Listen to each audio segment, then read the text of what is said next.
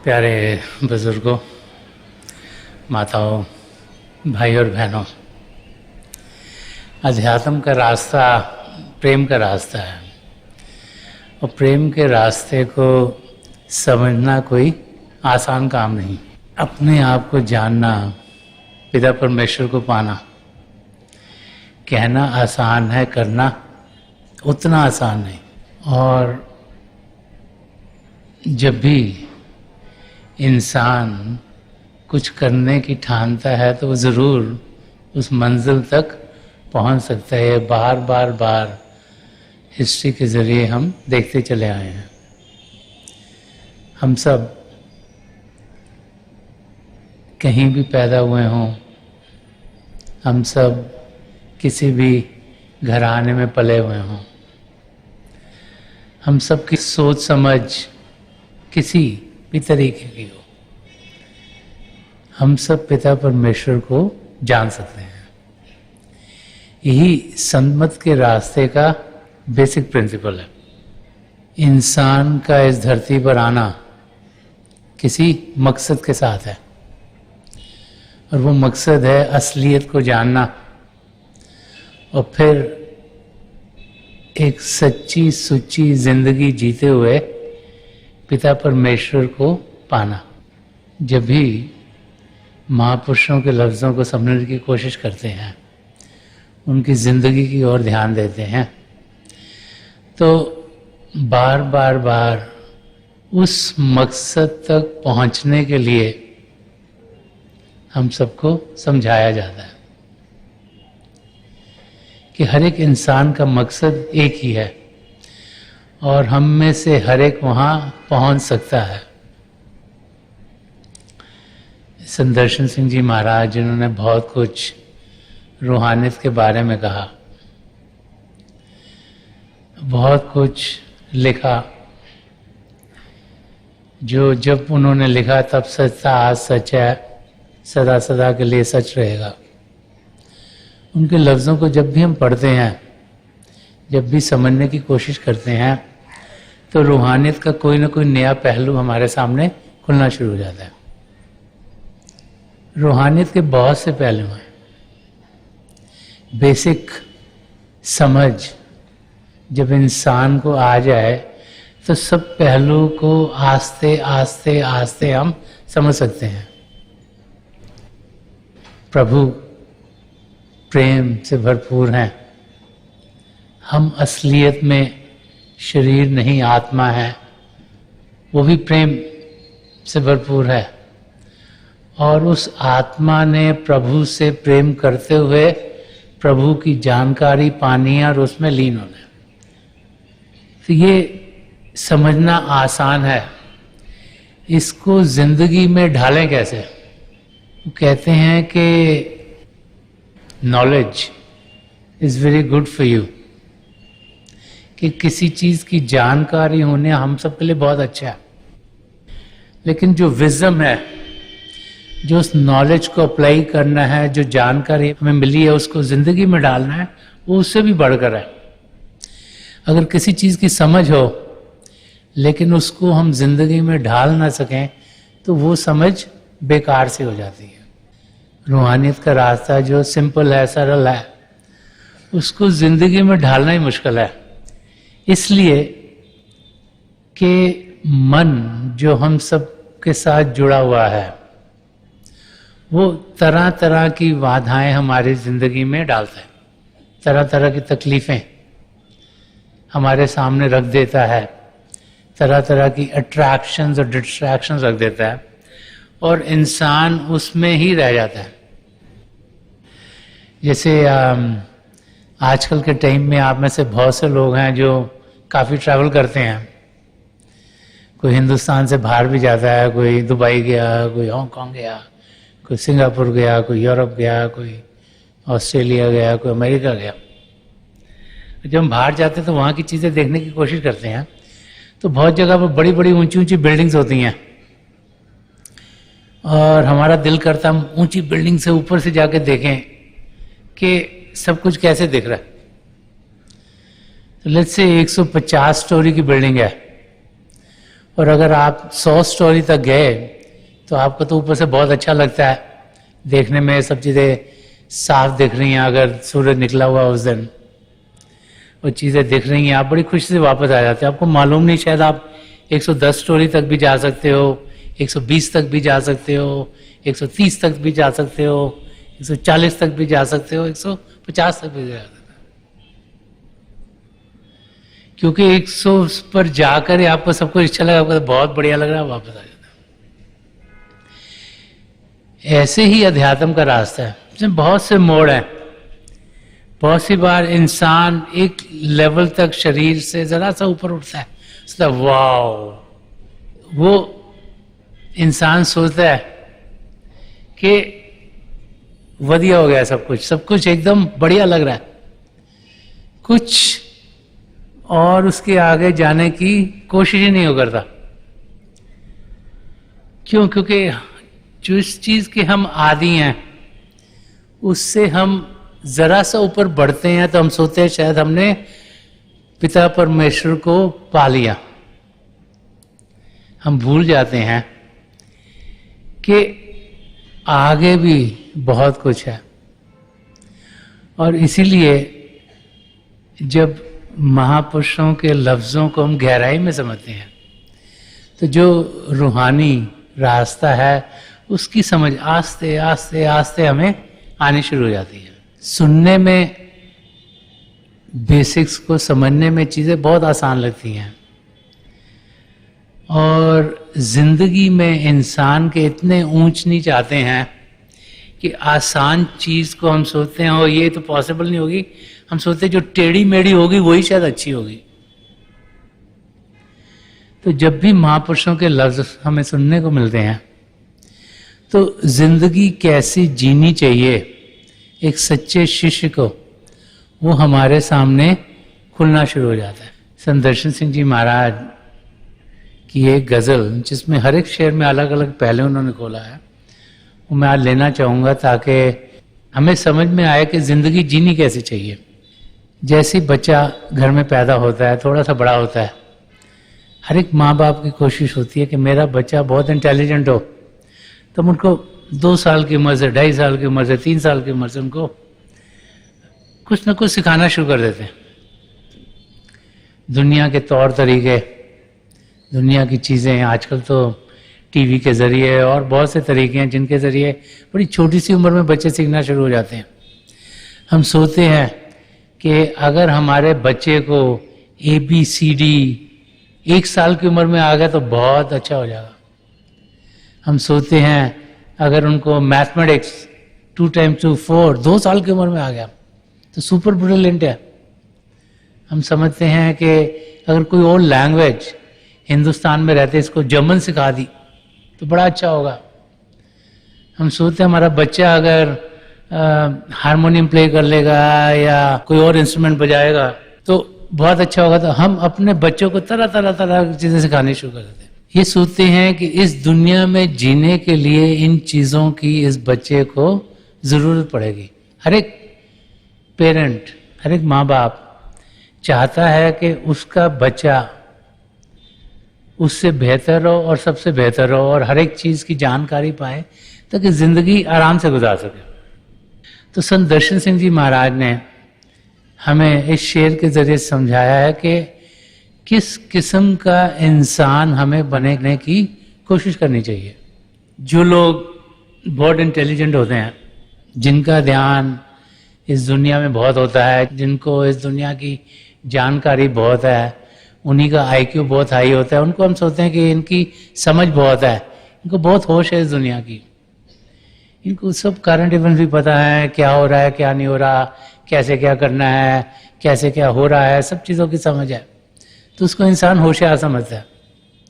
तो संत दर्शन सिंह जी फरमा रहे हैं कि होश वालों को सरासीमा हो हैरान देखा, होश वालों को सरासीमा हो हैरान देखा, तेरे दीवाने को हर हाल में शादा देगा। कंपैरिजन कर रहे हैं दो चीज़ों का। एक वो लोग जो कि बहुत इंटेलिजेंट हैं, जिनको बड़ी होश है दुनिया की, जिनका ध्यान दुनिया की ओर है, को होश वाले कहा गया। तो कह रहे जो होश वाले लोग हैं उनको सर्वसीमा का मतलब परेशान, उनको हमने परेशान और हैरान देखा। आपने देखा जो बहुत इंटेलिजेंट होते हैं वो सुख चैन से जी नहीं सकते, कहते ये भी करना है, वो भी करना है, ये भी चाहिए, वो भी चाहिए, यहाँ से पैसे कैसे कमाए, वहां से पैसे कैसे कमाए।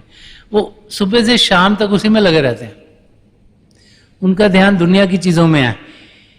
इससे बिजनेस करनी है तो हम इससे फायदा कैसे उठा सकते हैं, वहां से कोई चीज खरीदनी है तो उसका प्राइस डाउन कैसे कराएं, इसको बेचनी है तो यहाँ प्राइस ऊपर कैसे करें। ध्यान उनका दुनिया की चीजों में ही लगा रहता है, हैरान और परेशान। सुख चैन की जिंदगी वो जी नहीं पाते।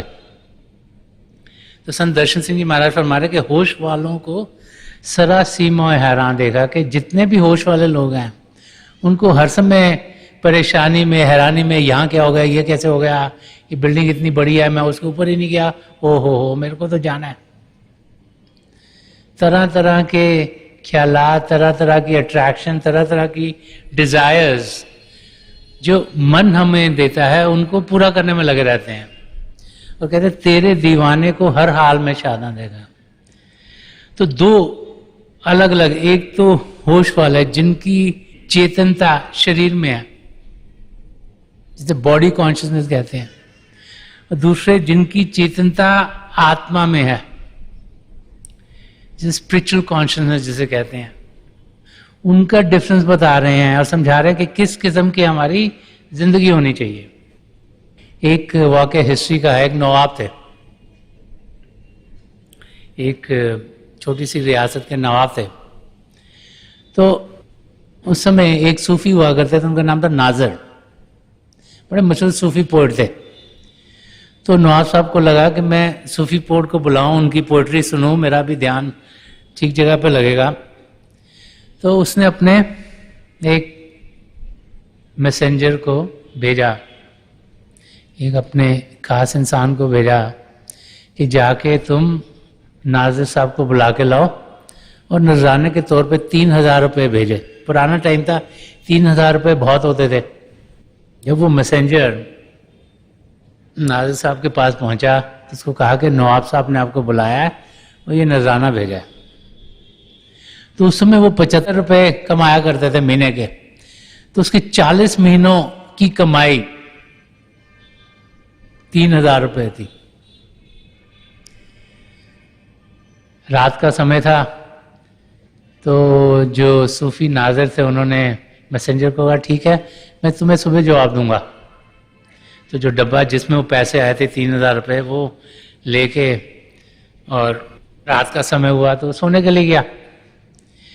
जब रात को सोने लगे तो जनरली वो रात को अभ्यास करते थे, प्रभु को याद करता था, तो कुछ सोना कुछ याद करना। तो उसको नींद ना आए कि मेरे 3000 रुपये कोई चोरी करके ना ले जाए, इनको मैं संभाल के कैसे रखूं, कभी यहां पलसटी मारे कभी वहां पलसटी मारे। सारी रात ऐसे ही गुजर गई, ना तो प्रभु को याद किया, ध्यान उस 3000 रुपये में था। जब सुबह हुई तो सूफी नाजिर ने उस मैसेंजर को बुलाया, वो कहा कि नवाब साहब को कहो कि मैं आपके पास नहीं आ सकता और ये आप उन्हें वापस कर दीजिए। तो मैसेंजर ने कहा कि तुम्हें पता है ये तुम्हारे 40 महीने की तनख्वाह है, तुम 40 महीनों में इतना नहीं कमाओगे जितने ये पैसे हैं, तो तुम कैसे इसको ना कर सकते हो। तो सूफी नाजिर ने बड़े प्यार से उसे कहा कि आप नवाब साहब से कहना कि जब रात को मैंने पैसे रखे तो सारी रात मुझे नींद नहीं आई, मेरा ध्यान इन पैसों की ओर था, और ना तो मैं सो सका ना ही प्रभु की इबादत कर सका, ना ही प्रभु की ओर ध्यान कर सका। तो उनसे कहिएगा कि प्रभु ने मुझे गरीबी में रखा है और अमीरों के साथ बैठने के मैं लायक नहीं। तो डिफरेंस जो एक इंसान का जिसका ध्यान रूह की ओर है, आत्मा की ओर है, सोल की ओर है, और दूसरा इंसान जिसका ध्यान शरीर की ओर है, मन की ओर है, बाहर की ओर है। वो यहां संत दर्शन सिंह जी महाराज हमें समझा रहे हैं। समझा रहे हैं कि हम सोचते हैं कि जितना ज्यादा हमें इस दुनिया का मालूम होगा उतना हम इस दुनिया में सही तरीके से जी सकेंगे, पर हम भूल जाते हैं कि हम इस दुनिया को जानने के लिए यहां नहीं आए हैं। इस शरीर में आने का मतलब ही है कि हम पिता परमेश्वर को पा सकें। सारे पदार्थ जो हमें चाहिए प्रभु को पाने के लिए, वो शरीर में प्रभु ने दिए हैं, मानव चोले में दिए हैं। इसका हम फायदा उठाएं। हमारे कर्मों करके ऊंच नीच हमारी जिंदगी में जरूर आएंगे। ऐसे भी समय आएंगे जब हमें लगे हम बड़े खुश हैं, चीजें अच्छी चल रही हैं। ऐसे भी समय आएंगे जब हम बड़े दुखी होंगे, लगा तकलीफ ही तकलीफ है, पता नहीं ये दूर कैसे होगी। कर्मों के लिहाज से जिंदगी में ऊंच नीच आएगा, लेकिन वो इंसान जिनका ध्यान बाहर की दुनिया में नहीं अंदर की दुनिया में है, वो हर हाल में सुखी होते हैं। फरमा रहे हैं कि तेरे दीवाने को हर हाल में शादा देगा। तो दीवाना कौन है? पिता परमेश्वर से प्रेम करने वाला एक शिष्य जो अपने सद्गुरु से प्रेम करता है और उसका ध्यान असलियत की ओर है, उसे ये कोई फर्क नहीं पड़ता कि उसकी बाहर की जिंदगी कैसे चल रही है। उसे कोई फर्क नहीं पड़ता कि बाहर की दुनिया में चीजें उसके लिए अच्छी हो रही हैं या बुरी हो रही हैं, क्योंकि उसको मालूम है कि अगर अंदर की दुनिया अच्छी होगी तो बाहर की दुनिया का कोई फर्क नहीं पड़ता, क्योंकि चंद दिनों में हम सब ने इस शरीर को छोड़ देना। बाहर की दुनिया 50, 60, 100 साल तक होगी, अंदर की दुनिया लाखों करोड़ों सालों की है। अगर वो सही हो गई तो फिर बाहर की दुनिया की किसी चीज का कोई भी फर्क हम पर नहीं पड़ता है। ये समझना और फिर उसके ऊपर अमल करना बहुत जरूरी है। हम लोग जब से छोटे होते हैं अच्छी अच्छी चीजें सुनते हैं, अच्छी बातें सुनते हैं, लेकिन उन पर अमल कोई कोई कर पाता है। तो संत दर्शन सिंह जी महाराज हमें समझा रहे हैं कि वो लोग जिनका ध्यान बाहर की ओर होता है वो दुख दर्द से ही घिरे रहते हैं, किसी हैरानी परेशानी में रहते हैं। और वो लोग जिनका ध्यान अंदर की दुनिया में होता है वो अनंत की जिंदगी जीते हैं। बाहर बारिश हो रही है कि धूप है, गर्मी है कि सर्दी है, तूफान चल रहा है कि शांत अवस्था है, उसका उन्हें कोई फर्क नहीं पड़ता, क्योंकि वो अंदर से शांत है। और इस किस्म की जिंदगी वो जीता है जिसका लगाव पिता परमेश्वर से हो। और पिता परमेश्वर को बाहर की आंखों से देखा नहीं गया, बाहर के कानों से सुना नहीं गया, उन्हें तो आत्मिक स्तर पर ही जान सकते हैं। तो उस लेवल तक पहुंचने के लिए एक शिष्य को एक सद्गुरु की जरूरत है। वो कहते हैं जो प्रेम होता है वो दो तरफा होता है। अगर दोनों तरफ से प्रेम ना हो तो प्रेम कभी होगा नहीं, प्रेम कभी एक तरफा नहीं हो सकता। जैसे दो इंसानों में प्रेम होगा, दो जीवों में प्रेम होगा, आत्मा और परमात्मा में प्रेम होगा, शिष्य और गुरु में प्रेम होगा। लेकिन कबीर साहब ने बहुत अच्छा फरमाया। कबीर साहब फरमाते हैं कि बिन दर्शन बिन अरस परस के नाम लिए क्या होए।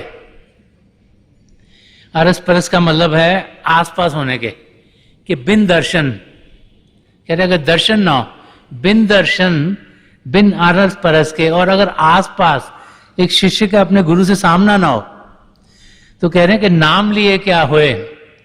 धन के जो धनी होए तो निर्धन रहे ना कोई। एक आत्मा का प्रेम परमात्मा से तब होता है जब एक शिष्य एक सद्गुरु की मदद के जरिए उनकी नजरों करम के जरिए, उनकी दया दृष्टि के जरिए इस माया के दलदल से बाहर निकल पाता है। ये उनकी ताकत है, उनका प्रेम है जो उसे खींच के इस दुनिया से निकाल लेता है।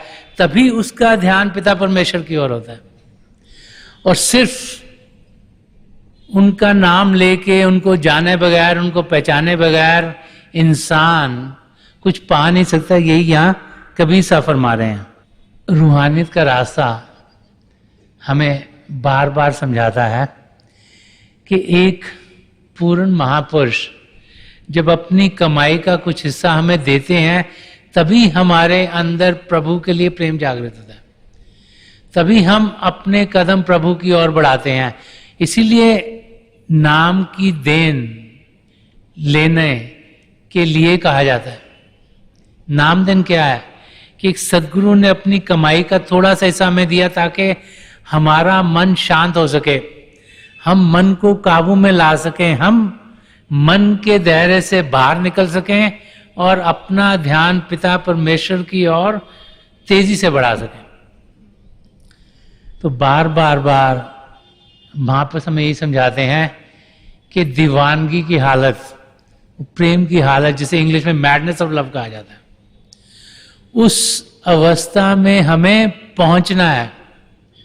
हमें जानना है कि पिता परमेश्वर को पाने के सिवाय और कोई काम इस धरती पर हमारा नहीं है, और उनको पाने के लिए उन्हें प्यार करने के सिवाय और कोई कार्य नहीं है। और उनसे प्रेम करना, दिलो जान से प्रेम करना, ताकि सारी की सारी अटेंशन उनकी ओर हो, वही एक सच्चे शिष्य की जिंदगी होनी चाहिए। तभी वो अपनी मंजिल तक पहुंच पाएगा। अगर अटेंशन डिवाइडेड है, थोड़ा ऐसा यहां चला गया, थोड़ा वहां चला गया, थोड़ा वहां चला गया, थोड़ा वहां चला गया, तो हम कभी भी अपनी मंजिल तक पहुंच नहीं पाएंगे। ध्यान हम पिता परमेश्वर की ओर करेंगे तो हम उन्हें जरूर इसी जिंदगी में पा सकते हैं। ये बार बार बार महापुरुषों ने समझा गए। इसलिए संत कृपाल सिंह जी महाराज फरमा गए कि जो दिन का 10वां हिस्सा है, जो 2.5 घंटे के करीब, वो कम से कम हम अभ्यास में दें, उसमें ध्यान पिता परमेश्वर की ओर करें, तो हम उनकी ओर तेजी से बढ़ते चले जाएंगे। वो हमारे बहुत नजदीक हैं, हमसे दूर नहीं, हमारे भीतर बैठे हुए हैं। हमने सिर्फ अपना ध्यान उनकी ओर करना है। और जब ऐसे करेंगे तो हम देखेंगे कि हम अपनी मंजिल की ओर तेजी से बढ़ पाएंगे। तो जो पहला शेर है, ये हमें समझा रहा है, वो माँ बाप जिनके बच्चे हैं छोटे छोटे, उन्हें शुरू से रूहानियत की ओर हम ध्यान दिलवाएं। हम कोशिश करें अपनी तरफ से कि जितना ज्यादा ध्यान उनका पिता परमेश्वर की ओर हो सके, जितनी सच्ची सुच्ची जिंदगी वो जी सकें, उस किस्म के प्रिंसिपल्स उनको सिखाएं, ताकि उनकी जिंदगी एक भक्ति भाव से भरपूर जिंदगी हो, उनकी जिंदगी पिता के प्रेम से भरपूर जिंदगी हो। तभी सही मायनों में वो सच्चे इंसान बन पाएंगे। जिस बच्चे का ध्यान सिर्फ दुनिया की चीजों में ही रह गया, तो वो फिर अपनी मंजिल तक कभी पहुंच नहीं पाएगा। और प्रभु को पाने के लिए जितना ज्यादा समय हमारे पास होगा, उतने ही चांसेस ज्यादा हैं कि हम उन्हें इसी जिंदगी में पा सकेंगे। तो हम सब जो कि जिन्हें प्रभु की देन से नाम की देन मिली है, ये हमारे लिए जरूरी है कि हम अपने बच्चों को सही तरीके पर लगाएं। ये जाने कि अगर उनकी अंदर की जिंदगी ठीक हो गई तो बाहर की जिंदगी खुद ब खुद ठीक होगी। संत कृपाल सिंह जी महाराज तो कई बार फरमाते थे, on spiritual health depends the health of the body and the mind, कि हमारी रूहानी सेहत कैसी है उस पर निर्भर है कि हमारी मानसिक और शारीरिक सेहत कैसी होगी। हम लोग हर समय शरीर का फिक्र करते हैं, ओ ये तकलीफ ना हो जाए, बच्चे को जुकाम लग गया, इसके टॉन्सिल बढ़ गए हैं, इसको ये नहीं हो रहा तो इसको वो नहीं हो रहा, ये तो पढ़ता ही नहीं है, पढ़ाई में अच्छा नहीं है, इसको समझ नहीं आती, कभी ये सोचते ही नहीं कि कभी उसका ध्यान प्रभु की ओर कभी जाता है कि नहीं जाता, और जो जाता भी है वो भी हम मोड़ के दुनिया की ओर कर देते हैं। तो पेरेंट्स की रिस्पॉन्सिबिलिटी है कि अपने बच्चों को प्रभु की ओर करें, ताकि जो अगली जनरेशन आ रही है उसका ध्यान शुरू से पिता परमेश्वर की ओर हो, और उनकी जिंदगी खुद ब खुद एक ऐसी जिंदगी होगी जहां खुशियां खुशियां, आनंद ही आनंद होगा। यही बार बार बार महापुरुष हमें अपने टीचिंग्स के जरिए, अपने वचनों के जरिए समझाते चले आए हैं। जो इस गजल का दूसरा शेर है वो एक और पहलू रूहानियत का हमारे सामने खोलता है। अब जिंदगी में ऊंच नीच आता है, कोई ऐसा समय होता है जब के रूहानियत के रास्ते पर भी हमें लगता है हम भजन पर बैठ रहे हैं, हमारे बड़ी तरक्की हो रही है, हमारे अंदरूनी यात्रा बड़ी अच्छे तरीके से चल रही है। और कोई ऐसे समय आता है लगता है हम तो बैठा, में कुछ दिख ही नहीं रहा, अंधेरा ही अंधेरा है, जिसे dark night of the soul कहा गया, विरह की रात, जहां लगते ही नहीं कि प्रभु हमारे नजदीक हैं। ये दोनों पहलू हैं जिनमें से इंसान गुजरता है। तो जब लगता ही नहीं कि पिता परमेश्वर की नजदीकी है, लगता है प्रभु तो हमें भूल गए, हमें याद ही नहीं करते, हमें उनकी नजदीकी नहीं मिलती, तो इंसान डामाडोल हो जाता है।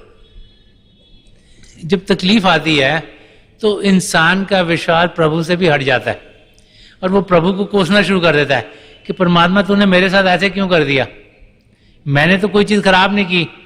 अब हमें तो मालूम नहीं ना हमने खराब क्या करा हुआ है इस जिंदगी में, पिछली जिंदगी में। हर एक इंसान सोचता है मैं तो सारी चीजें राइट कर रहा हूं, वो गलत क्या कर रहा हूं उसकी समझ में नहीं है। तो वो सोचता है कि ओहो पिता परमेश्वर तो मेरे को भूल गए, मेरे को याद ही नहीं करते, और इसीलिए मैं उस अवस्था में हूं जहां उनके ना दर्शन होते हैं, ना उनसे मुलाकात होती है, ना बातचीत होती है। विरह, सेपरेशन लग रही है, उसमें इंसान को बहुत तकलीफ होती है। तो उस समय में हमें क्या करना चाहिए, वो संत दर्शन सिंह जी महाराज इस शेर के तरह हम समझा रहे हैं कि वो समय जबकि हम बहुत दुखी हो गए हों, प्रभु से भी दुखी हो गए कि कुछ भी ठीक सही नहीं चल रहा, हर एक चीज खराब ही खराब है, तो संत दर्शन सिंह जी महाराज फरमा रहे हैं कि डबडबाई हुई आंखें जो उठाई शबे गम। क्योंकि जब तकलीफ होती है तो आंसू खुद ब खुद आने शुरू हो जाते हैं कि डबडबाई हुई आंखें, आंखों में आंसू हैं, जो उठाई शबे गम होता है विरह की रात, वो dark night of the soul, जबकि कोई चीज ठीक नहीं लग रही और आत्मिक रूप से भी हमें लग रहा है कि हम प्रभु से दूर हैं। सबसे ज्यादा तो तकलीफ तभी होती है जब लगता है कि ओ परमात्मा ने हमें छोड़ दिया, तब इंसान सबसे ज्यादा तकलीफ में होता है। क्योंकि हमें ये तो पता है कि जब प्रभु हमारे साथ है हमें कोई फिक्र की बात नहीं है, मगर जब ऐसी फीलिंग आए कि वो प्रभु ने हमें छोड़ दिया तो लगता है कि अब तो कुछ ठीक हो ही नहीं सकता। तो उस मौके में फरमा रहे कि डबडबाई हुई आंखें जो उठाई शबे गम, तो सितारों के करीब आपको खंदा देखा। खंदा का मतलब वो हंसता हुआ, जैसे संत दर्शन सिंह जी महाराज ने एक जगह और भी फरमाया कि बेउमीदी में सामने साहिल आए, कि जब उम्मीद नहीं रहती बिल्कुल भी, when we going to very rough time, कि वो लग रहा है कि ये भी ठीक नहीं, वो भी, उम्मीद आई नहीं कुछ, सामने साहिल, उस वक्त ही पिता परमेश्वर मिलते हैं, लगता है ये सारा मिल गया। तो ही फरमा रहे कि तो सितारों के करीब आपको खंदा देगा, कि अंधेरी रात है और आंखों में आंसू आ रहे हैं, तकलीफ है, ऊपर आंखें उठे तो देखा प्रभु हंस रहे हैं। और प्रभु को हंसते देखो तो अंदर कितनी खुशी इंसान को होती है, एकदम लगता हो मेरे से तो प्रभु दुखी नहीं है, वो तो हंस रहे हैं, मैं तो ऐसे सोच रहा था कि मेरे से नाराज हैं। वो नाराजगी जब हम सोचते हैं कि हमारे सदगुरु हमसे नाराज हैं या खुदा हमसे नाराज है, पिता परमेश्वर हमसे नाराज हैं, वो हमारी कमजोरी है। कभी भी पिता परमेश्वर हम में से किसी से नाराज नहीं होते, क्यों, हम तो उनके बहुत प्यारे प्यारे बच्चे हैं, वो तो चाहते हैं हमारे लिए चीजें सारी अच्छी हों, वो कभी हमसे नाराज नहीं। हमारी कमी है जब हम सोचते हैं कि वो हमसे नाराज हैं। तो संत दर्शन सिंह जी महाराज हमें यही समझा रहे हैं कि जब भी ऐसे मौके हमारी जिंदगी में आते हैं जब हमें लगता है कि चीजें ठीक नहीं है, तो कोई ना कोई इंडिकेशन हमारी जिंदगी में जरूर आ जाती है, ऐसी इंडिकेशन कि हमें पिता परमेश्वर की प्रेजेंस दिखनी शुरू हो जाती है, हमें उनका सहारा मिल जाता है, उनके सहारे वाला हाथ दिखाई देना शुरू हो जाता है और हम फिर खुशी खुशी से अपनी जिंदगी जीना शुरू कर देते हैं। तो थोड़ी देर के लिए हम सब अभ्यास के लिए बैठ जाएं। आप जहां भी बैठे आराम से बैठ जाइएगा, अपनी आंखें बंद कर लीजिएगा और आंखें बंद करते ही वो भाई बहन जिन्हें नाम की देन में लिए आप सिमरन कीजिएगा। जो भाई बहन यहाँ नए हैं, आप पिता परमेश्वर के किसी भी जाति नाम का जाप कीजिएगा। जाप मन ही मन करना है, ऊंचा नहीं दोहराना। अपना ध्यान बिल्कुल यहाँ सामने रखना है। मेरी हजूर बाबा सावन सिंह जी महाराज, परम संत कृपाल सिंह जी महाराज और दयाल प्रसन्न दर्शन सिंह जी महाराज की चरण कमलों में यही प्रार्थना है कि जो जो हम सबके लिए बेहतर है महापुरुष हमें दें, हमें सबके साथ जोड़ें और हमारे भीतर प्रभु की ज्योत के हमें दर्शन करवाएं। थोड़ी देर में आकर मैं आपको इस बैठक से उठाऊंगा और मेरी शुभकामनाएं आप सबके साथ हैं।